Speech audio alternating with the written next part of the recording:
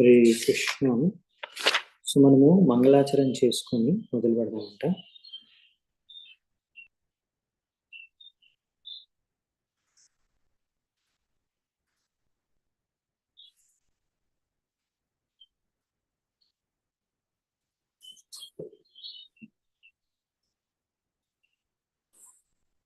ఓం అజ్ఞానతిమిరాంధస్య జ్ఞానాంజనశలాకయా చక్షురున్మిళితం యేన తస్మై శ్రీగురవే నమః.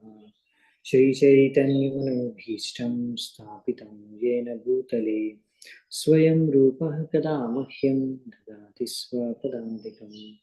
వందేహం శ్రీగురూన్ శ్రీయుతాపదకమలం శ్రీగురూన్ వైష్ణవాంశ్చ శ్రీరూపం సాగ్రజాతం సహగణ రఘునాథాన్వితాం తం సజీవం సాద్వైతం సావధూతం పరిజన సహితం కృష్ణ చైతన్య దేవం శ్రీరాధా కృష్ణ పాదాన్ సహగణ లలితా శ్రీ విశాఖాన్వితాంశ నమో ఓం విష్ణుపాదాయ కృష్ణ ప్రేష్ఠాయ భూతలే శ్రీమతే భక్తి వేదాంత స్వామినితే నామినే. నమస్తే సారస్వతే దేవి గౌరవాణి ప్రచారిణి నిర్విశేష శూన్యవాది పాశ్చాత్య దేశతారిణి. నమో మహావదన్యాయ కృష్ణ ప్రేమ ప్రదాయతే కృష్ణాయ కృష్ణ చైతన్య నామినే గౌరత్తిసే నమః. హే కృష్ణ కరుణా సింధు దీనబంధు జగత్పతే గోపేశ గోపికా కాంత రాధా కాంత నమస్తుతే. తప్త కాంచన గౌరాంగీ రాధే బృందావనేశ్వరి వృషభానుసుతే దేవి ప్రణమామి హరిప్రియ. నీలాచల నివాసాయ నిత్యాయ పరమాత్మనే బలభద్ర సుభద్రాభ్యాం జగన్నాథాయ తే నమః. వాంఛాకల్పతరుభ్యశ్చ కృపా సింధుభ్యైవ చ పతితానాం పావనేభ్యో వైష్ణవేభ్యో నమో నమః. జయ శ్రీ కృష్ణ చైతన్య ప్రభు నిత్యానంద శ్రీ అద్వైత గదాధర శ్రీవాసాది గౌరభక్త. హరే కృష్ణ కృష్ణ కృష్ణ హరే హరే, హరే రామ రామ రామ. హరే కృష్ణ. సో మనము శ్రీమద్ భాగవతం 8వ స్కందం 8వ అధ్యాయం 21వ నంబర్ శ్లోకం నుంచి ఈరోజు చర్చించుకున్నామంట. సో 21వ నంబర్ శ్లోకం. ధర్మ క్వచిత్ తత్ర న భూత సౌహృదం త్యాగః క్వచిత్ తత్ర న ముక్తి కారణం వీర్యం న పుంసోస్త్యజ వేగ నిష్కృతం నహి ద్వితీయో గుణ సంగవర్జితః. సో ఇక్కడ ఏం చెప్తున్నారంటే, ఎవరైనా ధర్మం యొక్క సంపూర్ణ జ్ఞానం కలిగి ఉండి కూడా జీవుల పట్ల దయ చూపించకపోతే, ఒకవేళ అది మనిషి అయినా సరే దేవత అయినా సరే, వారిలో వైరాగ్యం, దేర్ మే బి రెనౌన్సియేషన్ ఉండొచ్చు, వైరాగ్యం ఉండొచ్చు, కానీ అది వారి ముక్తికి కారణం కాదు. కొంతమందిలో చాలా గొప్ప శక్తి ఉండొచ్చు, అయినా వాళ్ళు ఈ కాల చక్రాన్ని ఆపలేరు. కాలాన్ని ఆపే శక్తి లేదు వాళ్ళ దగ్గర. అలాగే ఇంకొంతమంది భౌతిక ఆసక్తులన్నీ కూడా దాని నుంచి కూడా వాళ్ళని నుంచి కూడా ముక్తి అయి ఉండవచ్చు, కానీ అయినా వాళ్ళని మనం భగవంతుడితో పోల్చలేము. కాబట్టి ఎవరు కూడా ఈ 3 గుణాల యొక్క ప్రభావం నుంచి ముక్తులు కాదు. అంటే ఈ భౌతిక ప్రపంచంలో ఉన్న ప్రతి ఒక్కరు కూడా, దేవతలైనా సరే మనుషులైనా సరే, అందరూ కూడా 3 గుణాల ద్వారా ప్రభావితం ఉన్నారు అన్నమాట. సో ఇక్కడ దీని గురించి చెప్తున్నారు ప్రభుపాదుల వారి తాత్పర్యంలో. చాలా మంది మనం చూస్తాము, హిందువులు, ముస్లింలు, క్రిస్టియన్లు, బౌద్ధ మతస్థులు, ఇలా చాలా చాలా రకరకాల మతస్థులు ఉంటారు. వాళ్ళందరూ కూడా ఆ వాళ్ళ వాళ్ళ ధర్మాలని బాగా అనుసరిస్తున్నట్టు ఉంటారు. కానీ అందరినీ ఒక సమానమైన దృష్టితో మాత్రం వాళ్ళు చూడలేరు. వాళ్ళు ఎంతో పెద్ద ధార్మిక వ్యక్తులైనా సరే అమాయకమైన మూగజీవులని, పశువులని చంపేస్తూ ఉంటారు. అలా మూగజీవుల్ని చంపే మళ్ళీ ఎంతో ధర్మం తెలిసినట్టుగా ధర్మం పాటించే వాళ్ళందరూ కూడా మూర్ఖులు. వాళ్ళు అసలు దాంట్లో అర్థం లేదనమాట. అలా ధర్మాన్ని వాళ్ళు పాటిస్తున్నారనే విషయంలో అర్థం లేదు. ఎందుకంటే శ్రీమద్ భాగవతం మనకు నేర్పించేది ఏంటంటే, ధర్మ సంస్థిత పుంసాం విశ్వక్సేనకతాం స్వయం నోత్పాదయేద్యతిరతిం శ్రమ ఏవ హి కేవలం. కొంతమంది ఏవో ధర్మాన్ని బాగా అనుసరిస్తున్నట్టుగా అనిపించిన, ఒకవేళ వాళ్ళకి భగవంతుడి పట్ల ప్రేమ, ఆసక్తి లేకపోతే ఇంకా వాళ్ళు చేసే ఎన్ని కార్యాలైనా సరే ధర్మాన్ని అనుసరించడానికి అవన్నీ కూడా వృధా, సమయం వృధా అనమాట వాళ్ళు చేసేవన్నీ కూడా. సో మనము చేసే కార్యాల వల్ల ఫైనల్గా మనకు భగవంతుడి పట్ల ప్రేమ, ఆసక్తి అనేది వృద్ధి చెందాలి. అది చాలా ఇంపార్టెంట్. అలా ఎవరైతే వాసుదేవ సర్వమితి సమహాత్మ సుదుర్లభ, అంతా వాసుదేవుడే, ఆయనే భగవంతుడు, ఆయనే సర్వం అనే విషయాన్ని గుర్తించాలి. అలా గుర్తించినప్పుడు వ్యక్తి అర్థం చేసుకున్నప్పుడు భగవంతుడిని, ఆయన ఎవరు అనేది, సో మనకి భగవంతుడికి ఉన్న సంబంధం ఏంటనేది అర్థం చేసుకున్నప్పుడు వ్యక్తి ఆయన కూడా అందరి పట్ల దయ, మైత్రి భావన అనేది ప్రతి ఒక్క జీవాత్మ పట్ల ఉంటుంది. మనుషులే కాదు, ఈ కులం ఆ కులం, ఈ యొక్క ధర్మం ఆ ధర్మం, ఈ మతం ఆ మతం అనే ఉండదు, ఈ దేశం ఆ దేశం అనే ఉండదు. అందరి పట్ల సమాన దృష్టి ఉంటుంది. ఓన్లీ మనుషులే కాదు, పశువుల పట్ల కూడా. మనుషులు, పశువులు ఎవరి మధ్యలో తేడా చూడడం, అందరినీ సమాన దృష్టితో చూస్తారు. అందరూ కూడా భగవంతుడి యొక్క సంతానమైన విషయాన్ని గ్రహిస్తారు. సో కాబట్టి అలాంటి భక్తుడు ఎవరైతే ఈ విషయాన్ని గ్రహిస్తారో, ఒక మూగజీవిని, అమాయకమైన జీవుల్ని అలా అనవసరంగా హత్య చేయాలన్నమాట ధర్మం పేరుతో. కొన్ని అన్నిట్లో చాలా, అంటే అన్నిట్లో అని చెప్పలేం, కానీ కొన్ని ధర్మాల్లో, లేకపోతే ఆ ధర్మంలో కూడా చాలా వెరైటీస్ ఉంటాయి. ప్రతి ధర్మంలో కూడా మళ్ళీ ఎవరో ఒకరు ఒక ధర్మం పేరిట పశువుల్ని చంపడం, పశువుల్ని బలివ్వడం అనేది జరుగుతుంది. అవునా? సో అటువంటి ధర్మం అసలు ధర్మమే కాదు. దానికి ఒక అర్థమే, ఆ ధర్మం అని చెప్పడానికి దానికి అర్థం లేదు. ఎందుకంటే అదేం ధర్మం, ఇంకొక మీ యొక్క తోటి పరివారం సభ్యుల్ని చంపేయడం అనేది ఒక ధర్మమే కాదు. సో అందుకనే ఇలా ఏదో ధర్మాన్ని అనుసరిస్తున్నాం అనుకుంటారు కొంతమంది, రకరకాల పశువుల్ని బలిచ్చేసి. కానీ అది అసలైన ధర్మం కాదు. ఎవరైతే భగవంతుడి యొక్క భక్తులో వాళ్ళు ఎప్పుడు ఇలా చేయరు. సో ఈ విధంగా ఇక్కడ ఇంకోటి చెప్పేది ఏంటంటే, ఇలా ఏదైనా సరే, ఒకవేళ వాళ్ళు ఎంత శక్తివంతులైనా సరే, ఎంత వైరాగ్యులైనా సరే, ఎంత ఏదైనా సరే, భగవంతుడితో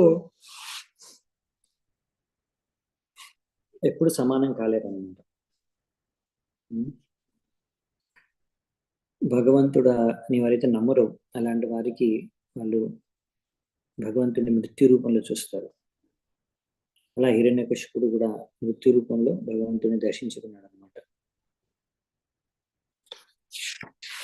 నెక్స్ట్ 22వ శ్లోకం. క్వచిత్ చిరాయుల్ నొహి శీలమంగళం క్వచిత్ తదప్యస్తి న వేద్యమాయుషః యత్రో భయం కుత్ర చ సోప్యమంగళః సుమంగళః కశ్చన కాంక్షతే హిమా.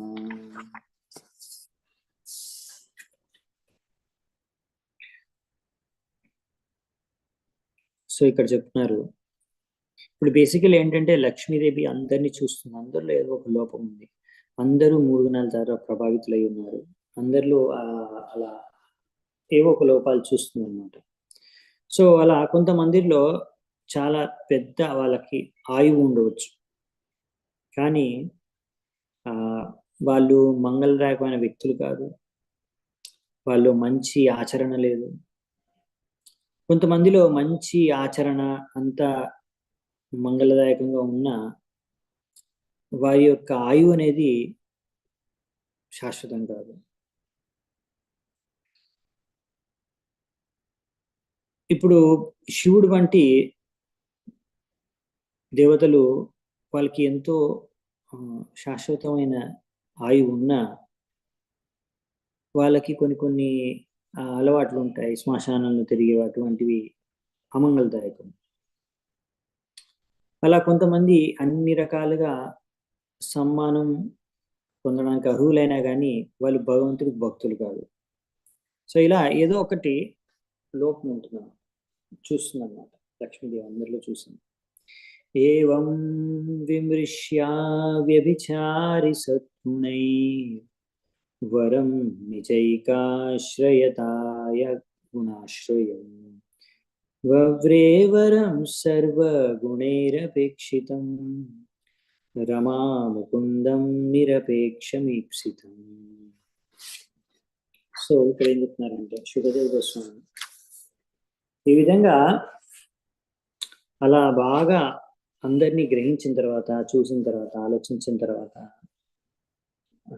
లక్ష్మీదేవి ముకుంద అంటే విష్ణు భగవంతుడిని తన భర్తగా స్వీకరించింది.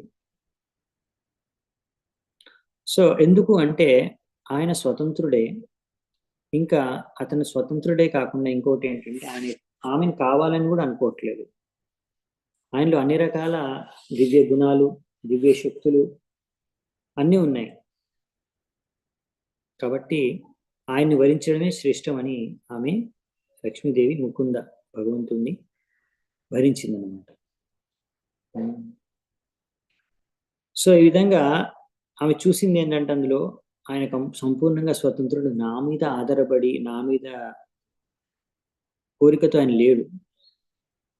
అందులో అన్ని దివ్య గుణాలు ఉన్నాయి, ఏ లోపము లేదు, అన్ని దివ్య శక్తులు కూడా ఉన్నాయి. కాబట్టి ఆయన్ని స్వీకరించడమే సరి అనుకుంది. ఎందుకంటే చాలా మంది ఏంటంటే లక్ష్మీదేవి మన దగ్గరకు వస్తే డబ్బులు వస్తాయి మన దగ్గర, సో మనకు ఐశ్వర్యం, డబ్బు కావాలి, అలా ఆసక్తితో కోరుకుంటారంట లక్ష్మీదేవి కావాలని, అంతేకాని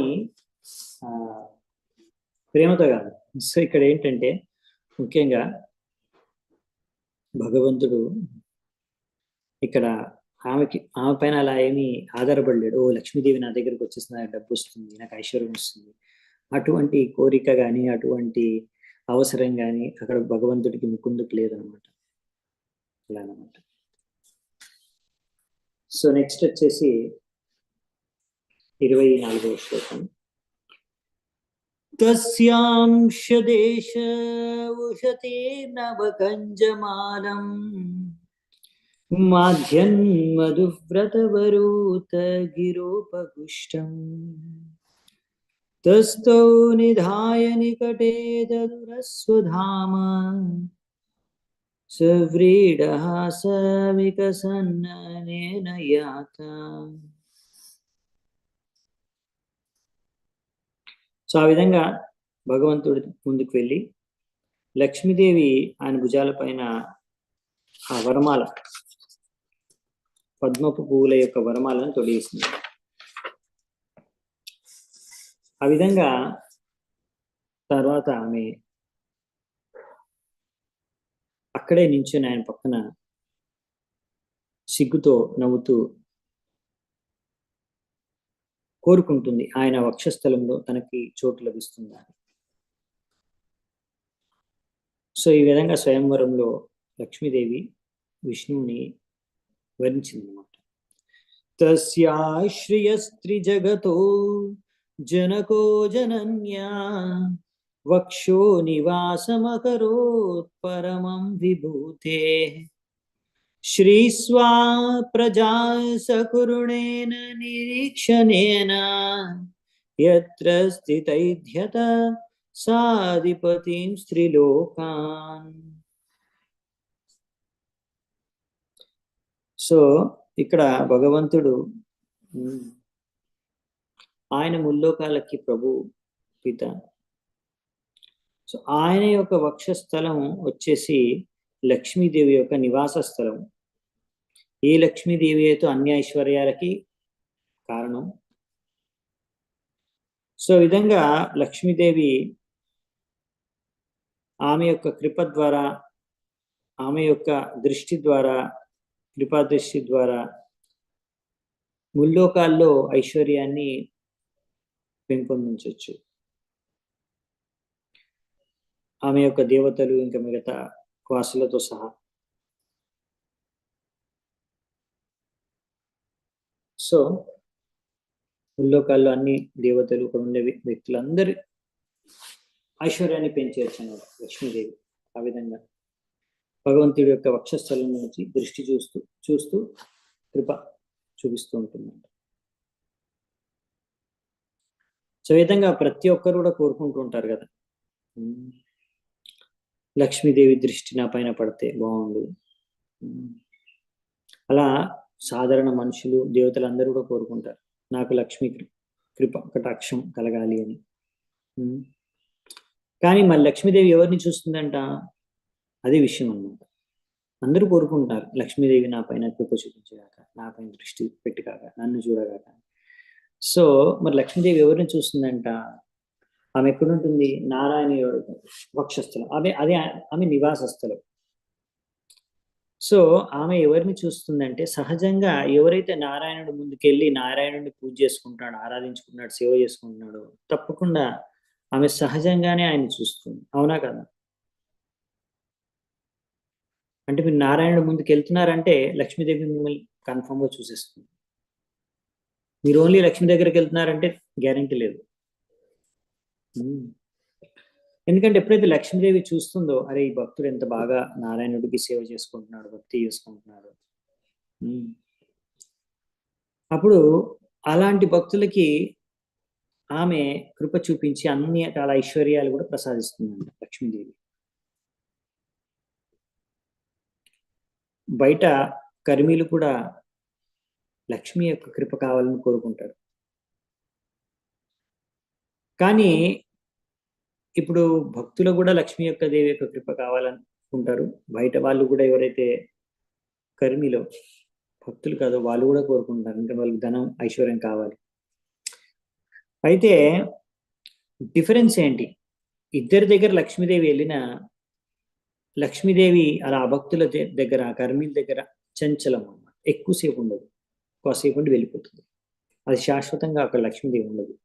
శాశ్వతంగా లక్ష్మీదేవి ఉండేది భక్తుల యొక్క దగ్గరనే. ఎందుకు? వాళ్ళ దగ్గర ఎప్పుడు వాళ్ళ నారాయణ యొక్క సేవలో యుక్తం ఉంటారు కాబట్టి, తద్వారా లక్ష్మీదేవి వాళ్ళని ఎప్పుడు కూడా వాళ్ళ పైన కృప చూపిస్తూ ఉంటుంది.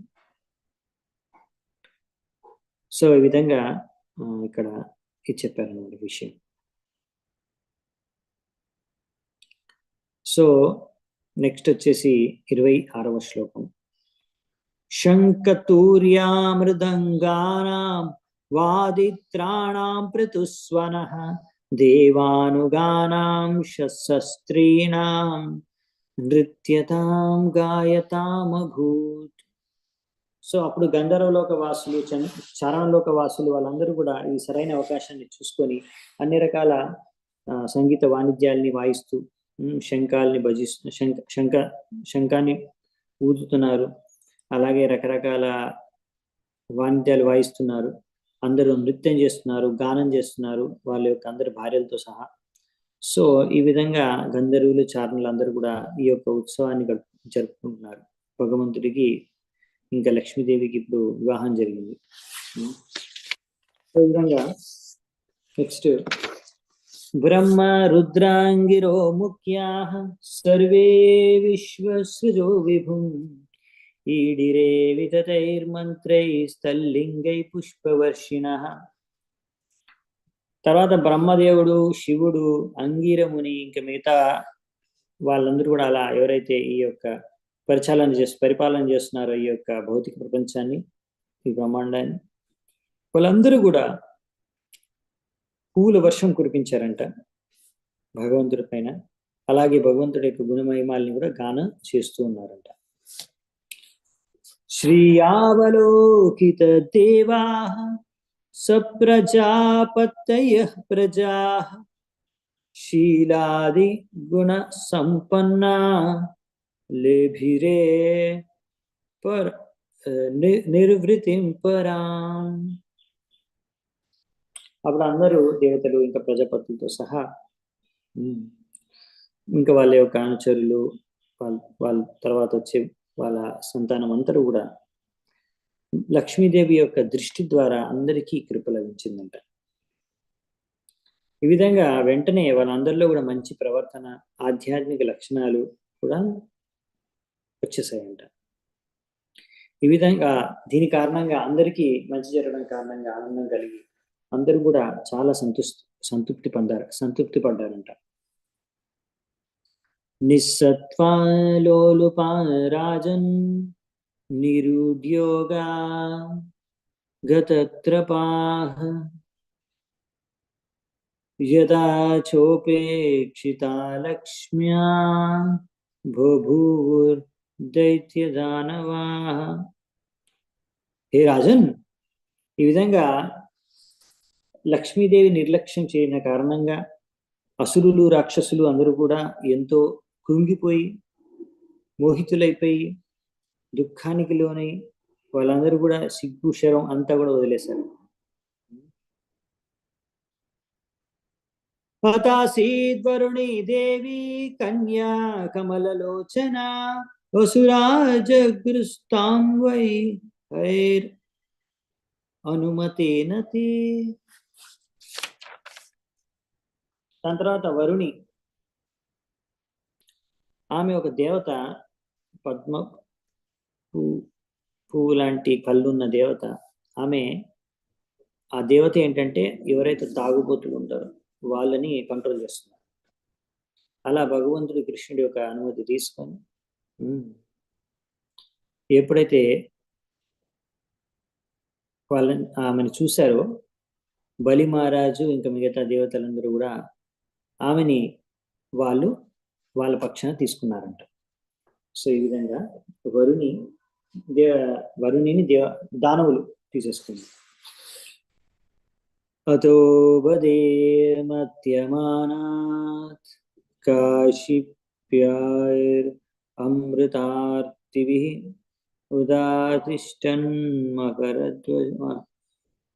ఉదాతిష్టన్ మహారాజా పురుషః పరమాద్భుతః. సో ఇక్కడ ఏం చెప్తున్నారంటే, ఓ రాజా, తర్వాత కశ్యపుని యొక్క పుత్రులు, వీళ్ళిద్దరు కూడా దేవతలు దానవులు ఇద్దరు కశ్యపుని పుత్రులు, వారిద్దరు కూడా మళ్ళీ సముద్ర మంత్రం చేయడం మొదలు పెట్టారంట. సో బేసికల్లీ లక్ష్మీదేవి వచ్చింది, ఆమె విష్ణువుని వరించింది. దాని తర్వాత ఇంకా నెక్స్ట్ మళ్ళీ సముద్ర మంత్రంలో వచ్చింది వరుణి, ఆమె దానవులు తీసేసుకున్నారు. ఇప్పుడు మళ్ళీ సముద్ర మంత్రం చేసిన తర్వాత ఈ విధంగా ఒక ఎంతో అద్భుతమైన పురుషుడు అందులో నుంచి ప్రత్యక్షమయ్యాడు. సముద్ర మంత్రం నుంచి బయటకు వచ్చారు. ఎవరంటే, ఎలా ఉన్నారంటే, దీర్ఘ పీవరోధోర్దండ కంబుగ్రీవోరుణేక్షణ శ్యామల తరుణ స్రగ్వీ సర్వాభరణ భూషిత. ఆయనకి చాలా శక్తివంతమైన శరీరం ఉందంట, మన శరీరం బాగా స్ట్రాంగ్ ఉందంట. ఇంకా ఆయన చేతులు చాలా పొడవుగా దృఢంగా, ఇంకా ఆ విధంగా ఆయన యొక్క గొంతు పైన 3 లైన్స్ ఉన్నాయంట, ఒక శంఖం మీద ఉన్నట్టుగా. ఆయన కళ్ళు ఎర్రగా ఉన్నాయంట. అలాగే ఆయన యొక్క శరీరం యొక్క కాంతి నల్లగా ఉందంట. ఆయన చాలా యవ్వన వయసులో ఉన్నాడు. ఇంకా ఆయన పూలమాల ధరించి ఉన్నాడు. ఇంకా ఆయన మొత్తం శరీరం అంతా కూడా రకరకాల ఆభూషణాలతో సజ్జితమై ఉందంట. ఎన్నో రకాల ఆభూషణాలు ఆయన శరీరం ధరించి ఉన్నాడు అన్నమాట. సో ఎవరైనా చూద్దామంట. పీతావాసామహోరస్కః సంసృష్ట మణికుండలః స్నిగ్ధ కుంచిత కేశాంత సుభగ సింహ విక్రమ అమృతాపూర్ణ కలసం బిభ్రద్వలస వలయభూషిత. సో నెక్స్ట్ ఆయన ఎల్లో కలర్ డ్రెస్, పసుపు రంగు డ్రెస్ ఆయన వేసుకున్నాడు. ఇంకా ఆయన ఎంతో మెరిసే ముత్యాల ఇయర్ రింగ్స్ ఆయన ధరించాడు.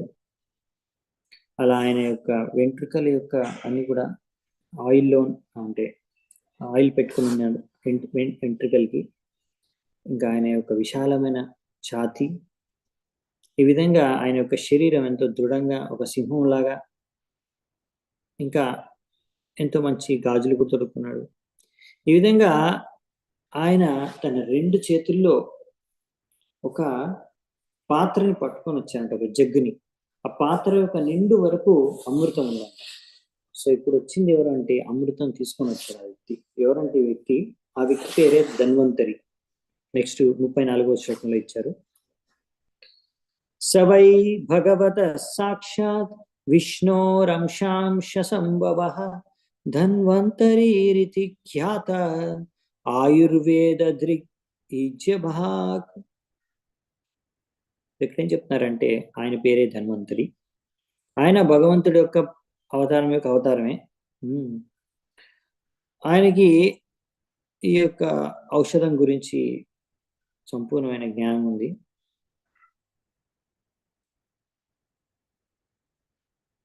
ఆయన కూడా ఒక దేవత అనమాట. ఎలాగైతే యజ్ఞాల్లో భాగం లభిస్తుందో ఈ దేవతలందరికీ, అలాగే ఈయనకు కూడా లభిస్తుందంట. సో ధన్వంతరి కూడా ఒక దేవతా రూపం, భగవంతుడి యొక్క అవతారం. సో మధ్వాచార్యులు అంటారు దీని గురించి. అలా ధన్వంతరి ఎవరైతే ఉన్నారో, ఏ టైంలో అయితే వచ్చారో, ఆయన చేతితో అమృత కలశాన్ని చూసి అసురులందరూ కూడా ఆయన చేతిలోంచి అసుర కలశాన్ని తీసుకోవాలనుకున్నారు. తమాలోక్యాసురా సర్వే కలశం చామృతాభృతం లిప్సంతః సర్వవస్తూని కలశం తత్ర సాహరం. ఈ విధంగా ధన్వంతరిని చూసిన తర్వాత ఆయన యొక్క చేతిలో ఒక అమృతమైన కలశం ఉందని చూసి అసురులందరూ కూడా వెంటనే ఆయన నుంచి బలవంతంగా లాగేసుకున్నారంట. ఆ యొక్క అమృత కలశాన్ని ఆయనకి ఇవ్వలేదు ఎవరికి. ఆయన చేతిలోంచి బలవంతంగా లాగేసుకొని వెళ్ళిపోయారు. నియమానే సురైస్తస్మిన్ కలసే మృత భాజనే విషన్నా మనస్సో దేవా హరిం శరణం ఆయయు. సో ఈ విధంగా అసురులు ఆయన చేతిలోంచి ఆ అమృత కలశాన్ని తీసుకొని వెళ్ళిపోయారు. అది చూసి లాక్కొని వెళ్ళిపోయారు. ఆయన ఏం అడగలేదు, అడగకుండానే లాక్కొని వెళ్ళిపోయారు చేతిలోంచి. అది చూసి దేవతలందరూ కూడా ఎంతో నిరుత్సాహపడిపోయారు. వాళ్ళు ఉన్న ఉత్సాహం అంతా వెళ్ళిపోయిందంట. అప్పుడు ఏం చేయాలి మరి? ఇప్పుడు ఇంత కష్టపడిందంతా కూడా అమృతం కోసం. ఇప్పుడు అమృతం రాగానే అసురులు దాన్ని తీసుకుని పారిపోయారు, కొట్టేశారు. ఇప్పుడు ఇంకా మళ్ళీ భగవంతుడు హరి దగ్గరికి వెళ్ళి ఆయన ఆశ్రయించారు. భగవంతుడా, మరి ఏం చేయాలి ఇప్పుడు? ఇది తద్ధైన్యం ఆలోక్య భగవాన్ భృత్య కామకృత్ మాఖిద్యతాం మిథోత్తం వః సదాయిష్యే స్వమాయయా. సో ఈ విధంగా ఎప్పుడైతే భగవంతుడు ఆయన ఎప్పుడు కూడా తన భక్తుల యొక్క కోరికల్ని తీర్చాలనుకుంటాడు. సో ఇప్పుడు చూశారు, ఇలా ఆయన భక్తులు దేవతలందరూ కూడా ఎంతో నిరుత్సాహంగా ఆయన ముందు నించున్నారు. సో వాళ్ళకి చెప్పారనమాట, అలా మీరేం బాధపడకండి, నా యొక్క సొంత శక్తి ద్వారా ఈ అసురులందరినీ కూడా మాయా మోహితం చేసేసి వాళ్ళ మధ్యలోనే నేను ఒక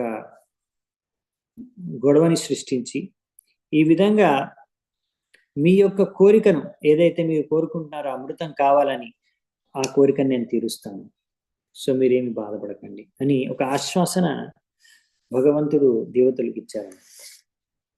సో ఇంకా ఏం చెప్పారంటే భగవంతుడు దేవతలకి, మితః కలిర్ అభూతేషాం తదర్థే తర్షచేతసాం అహం పూర్వం నత్వం ఇది ప్రభో.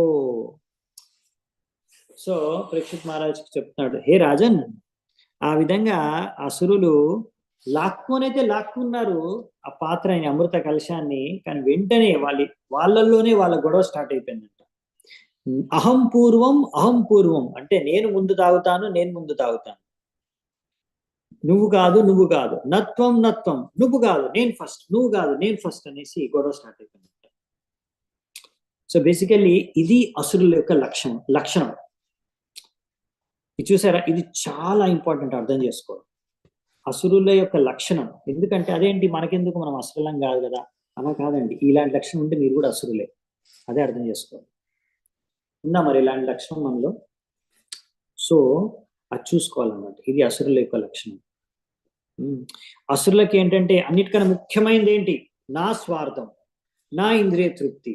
ఇదే నాకు అన్నిటికన్నా జీవితంలో ముఖ్యమైన విషయం. అది భక్తి పేరుతో కానీ, ప్రేమ పేరుతో కానీ, ఏదైనా బంధం పేరుతో కానీ, ఫ్యామిలీ పేరుతో కానీ, ఫ్రెండ్స్ పేరుతో కానీ, పిల్లల పేరుతో కానీ, పిల్లం పేరుతో కానీ, ఏ పేరుతోనైనా నా స్వార్థాన్ని, నా ఇంద్రియ తృప్తిని నేను పూర్తి చేసుకుంటాను.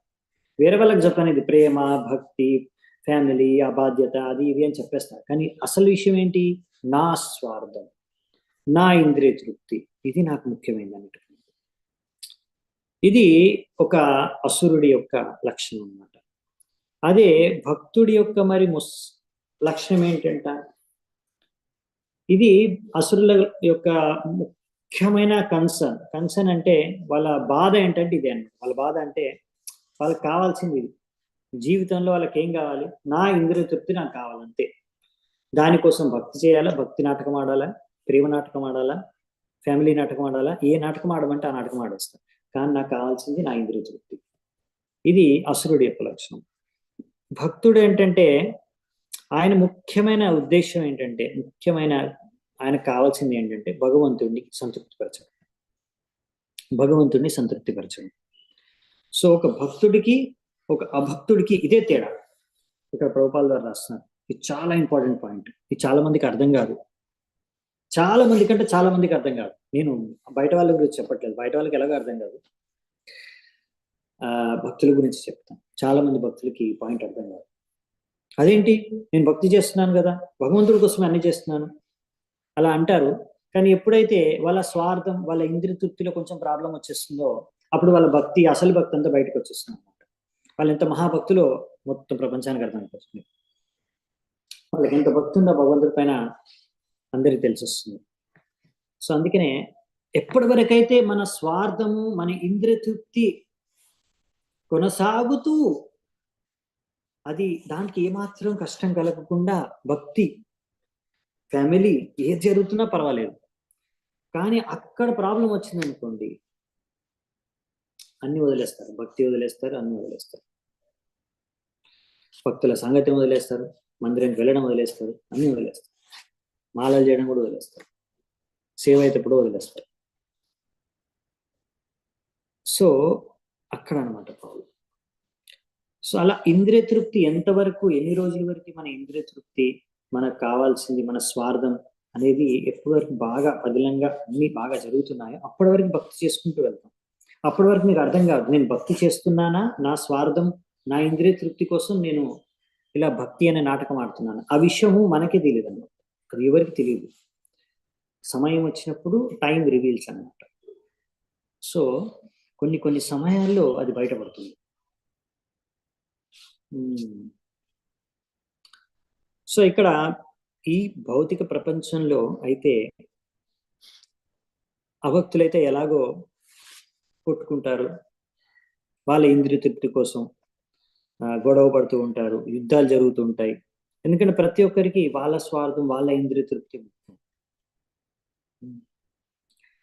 అందుకనే ఎప్పటి వరకైతే ఇలాంటి వాళ్ళందరూ కూడా కృష్ణ భక్తులుగా మారి కృష్ణ భావనామృతంలోకి వచ్చి కృష్ణుడి, భగవంతుడి యొక్క ఇంద్రియాలని నేను సంతృప్తిపరచాలి అనే స్థాయికి ఎదగనంత వరకు సమాజంలో అది మనిషి సమాజమే కానివ్వండి, దేవతల సమాజమే కానివ్వండి, అప్పటి వరకు ఏ శాంతి సమృద్ధి అనేది ఉండదు. శాంతి అనే ప్రశ్నే లేదు. ఎప్పటి వరకైతే స్వార్థం ఉంటుందో అప్పటి వరకు శాంతి అనేది ఉండదు. సో అసురులు, దేవతలు అందరూ కూడా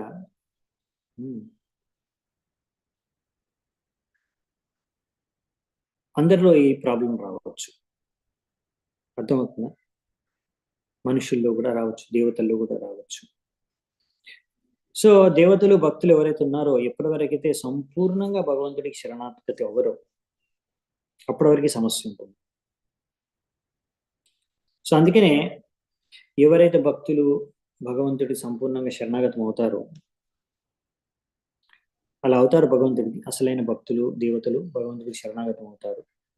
అప్పుడు అలాంటి వారికి భగవంతుడు వారి యొక్క ఏదైతే కోరిక ఉందో తీర్చేస్తారు.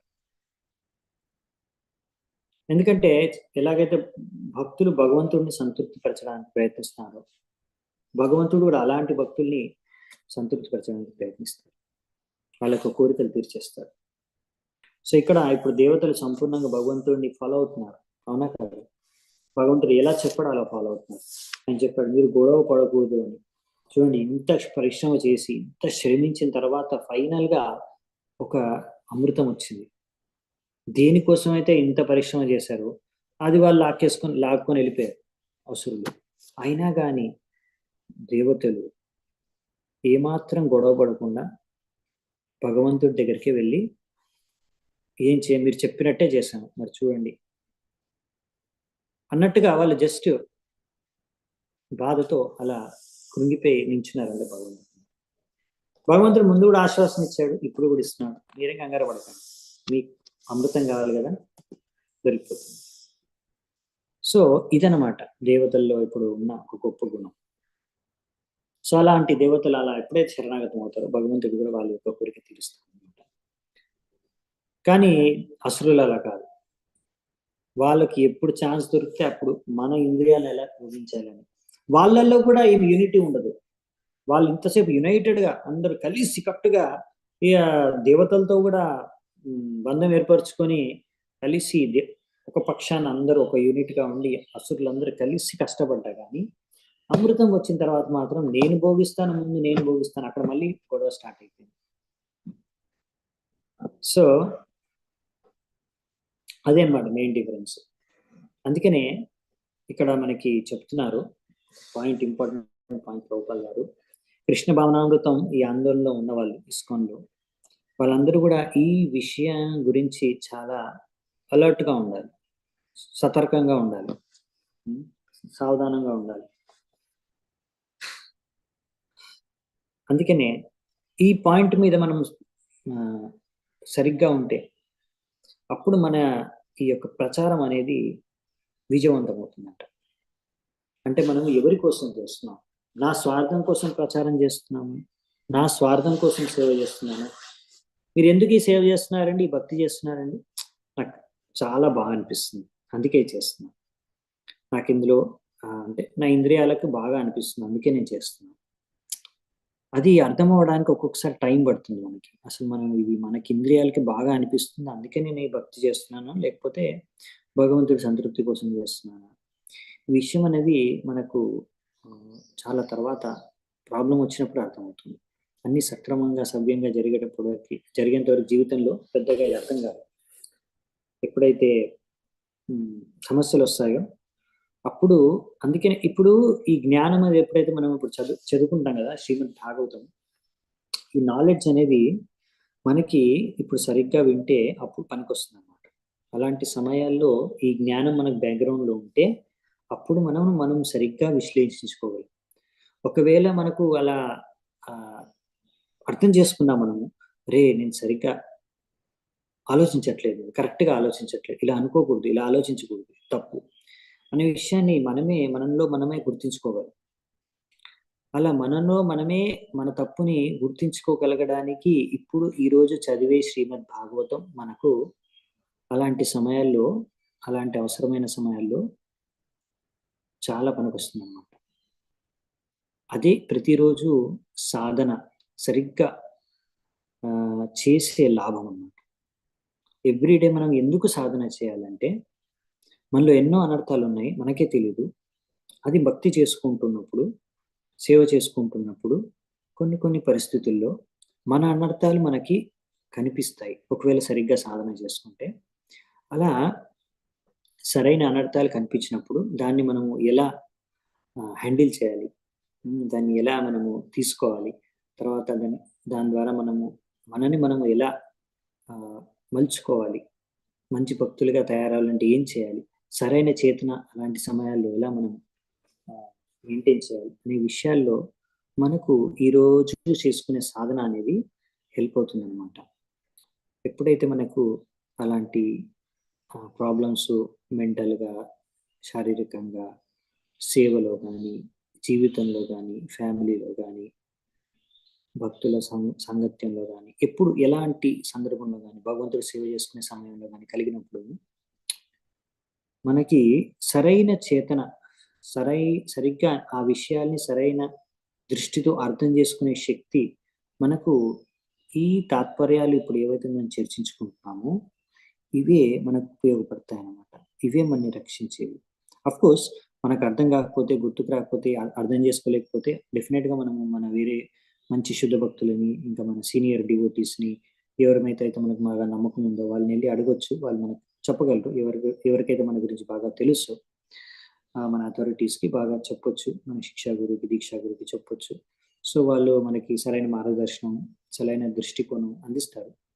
బట్ థింగ్ ఏంటంటే ఇవన్నీ కూడా మనము స్ట్రాంగ్ చేసుకోవాలి భక్తిలో. ప్రతి చిన్న విషయానికి వెళ్ళి, చిన్న విషయాలకు ప్రతిరోజు వెళ్ళి మనము అలా అడగలేం కదా! సో, మనం ఎప్పుడు సాల్వ్ చేసుకోలేము. అప్పుడు మనము డెఫినిట్‌గా భక్తుల యొక్క సహాయం తీసుకోవాలి. సీనియర్ డివోటీస్ యొక్క సహాయం. కానీ నార్మల్‌గా మనం స్టేబుల్‌గా, స్ట్రాంగ్‌గా భక్తి ముందుకు చేసుకుంటూ వెళ్ళాలి. మనం ఇంప్రూవ్ చేసుకుంటూ వెళ్ళాలి అంటే, దానికోసం ఈ యొక్క సాధన ప్రతిరోజు భాగవతం చదవడం, వినడం అనేది చాలా ఉపయోగకరం. సో, నెక్స్ట్ 39, 40వ శ్లోకం.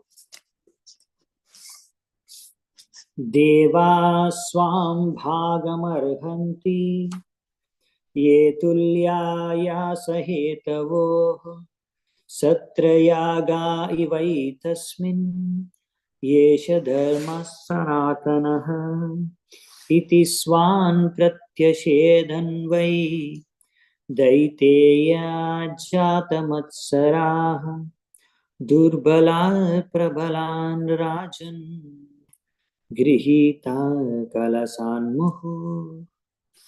అప్పుడు కొంతమంది అసురులు ఇలా అన్నారంట.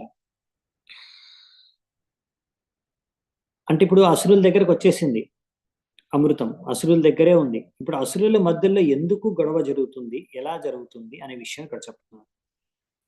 అప్పుడు అందులో కొంతమంది అసురులు ఉన్నారులా, అరే దేవతలు కూడా మనతో పాటు కలిసి పరిశ్రమ చేశారు ఈ యొక్క సముద్ర మంథనం చేయడానికి.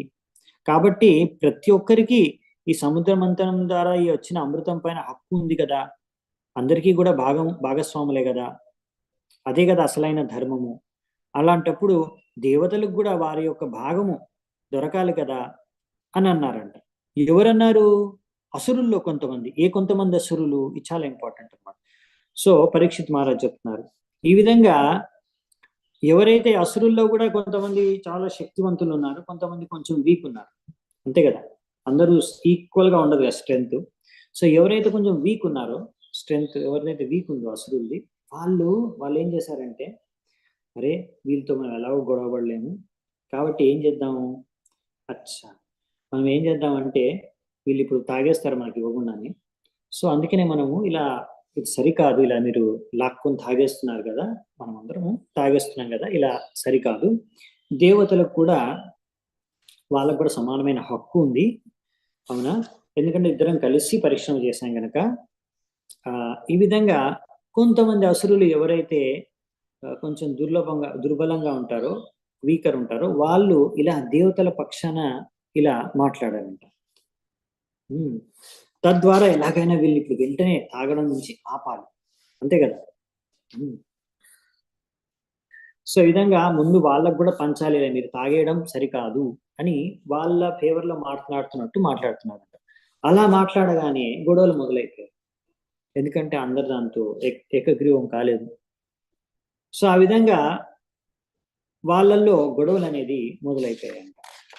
సో నెక్స్ట్ ఏం జరిగింది, లాస్ట్ ఈరోజు 41 నుంచి 46 అంటే 6 శ్లోకాలు ఒకేసారి ఉన్నాయి. సో ఇది చూసుకొని మనము ఈరోజు ఈ అధ్యాయం ముగుస్తుంది. సో ఈరోజు ఇక్కడే నిలిపివేద్దామంట.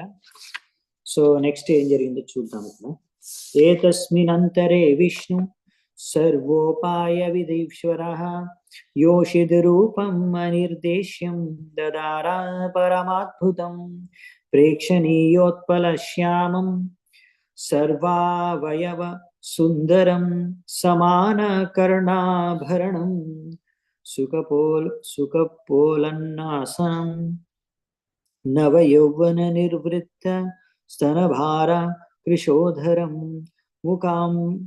ముఖామోదానురక్తాలి జనకారోద్విగ్నలోచనం బిభ్రత్సుకేశభారేణ మాలాముత్ఫుల్లమల్లికాం సుగ్రీవాకంఠాభరణం సుభుజాంగదభూషితం విరజాంబర సంవీత నితంబద్వీపశోభయ కాంక్ష్యా ప్రవిలసద్వల్గు చలచ్చరణనూపురం సవ్వీడస్మిత విక్షిప్త భ్రూవిలాసావలోకనై దైత్యయూతాపచేతసు కామముద్దీపయన్ముహు. సో ఇప్పుడు భగవంతుడు విష్ణువు ఎటువంటి విపరీతమైన పరిస్థితులనైనా ఎదుర్కొనే శక్తి ఉన్న ఆ భగవంతుడు ఇప్పుడు ఒక అందమైన స్త్రీ రూపాన్ని ధరించారంట. ఇప్పుడు ఈ యొక్క స్త్రీ అవతారమే మోహినీమూర్తి అవతారం. ఇది మనస్సుని మోహితం చేసే అటువంటి అవతారం అన్నమాట. ఇప్పుడు అవతారం మోహినీమూర్తి అవతారం ఎలా ఉందో ఒక వర్ణన ఇక్కడ ఉందన్నమాట. ఆ మోహినీమూర్తి ఆమె యొక్క అవతారం వచ్చేసి ఆమె యొక్క రంగు కాంతి, శరీర కాంతి వచ్చేసి ఒక నల్లటి పద్మపు పువ్వు వంటిలా మెరిసిపోతున్నట్టుగా ఉందంట. ఆమె యొక్క ప్రతి ఒక్క అంగం కూడా ఎంతో సౌందర్యంగా నిర్మితమై ఉంది. ఆమె చెవులు, ఆమెల చెవులకి ఉన్న రింగులు కూడా, ఇంకా ఆమె యొక్క ముఖంలో ఉన్న అన్ని ఈ విధంగా నోస్, చీక్స్, ఈ విధంగా అన్ని కూడా ఎంతో సౌందర్యంగా ఉన్నాయి. ఆమె ఎంతో యవ్వన వయస్సులో ఇంకెంతో ఆకర్షణమైన రూపంతో ఈ విధంగా ఆమె ఉందంట. సో ఆమెలోంచి ఎంతో మంచి సువాసన వస్తుందంట. అందుకే ఎన్నో తేనెటీగలు కూడా ఆమె చుట్టూ తిరుగుతున్నాయంట. ఆ విధంగా కళ్ళు ఇప్పుడు ఎంతో రెస్ట్లెస్గా ఉన్నాయంట. ఆమె జుట్టు కూడా ఎంతో అందంగా ఉందంట. మల్లిక పువ్వుల మాల ధరించిందంట. ఈ విధంగా ఇంకా ఎన్నో రకాల నెక్లెస్, ఇంకా ఎన్నో రకాల ఆర్నమెంట్స్ ధరించింది. ఈ విధంగా గాజులు, ఇంకా మంచి చీర, ఈ విధంగా ఎంతో సౌందర్యవంతంగా ఆమె కనిపిస్తుందంట. కాళ్ళకి గజ్జలు, ఈ విధంగా ఆమె నవ్వుతూ ఆ అసురుల వైపు చూసిందంట. ఆ చూడగానే అసురులు వాళ్ళు ఆమెను చూడగానే వాళ్ళల్లో ఉన్న కామవాసన అంతా జాగృతం అయిపోయిందంట. ఇంకా ప్రతి ఒక్కరు కూడా నాకు ఈమె కావాలి అనే కోరిక ప్రతి ఒక్క అసురు లోపల కలిగింది. సో ఇక్కడ దీని గురించి ఇక్కడ వర్ణించారు. సో దీంతోనే ఈ అధ్యాయం ముగుస్తుంది. సో తర్వాత ఎగ్జాక్ట్లీ ఏం జరిగింది, ఎలా మోహినీమూర్తి మరి అసురుల్ని మోసం చేసి ఒక విధంగా దేవతలందరికీ అమృతాన్ని పంచుతుంది, అందులో ఇంకా ఏమైనా విశేషాలు జరుగుతాయా?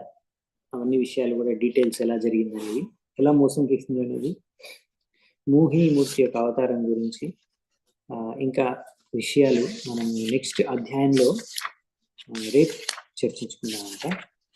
సో ఈరోజు ఇక్కడే నేను సెలవు తీసుకుంటాను.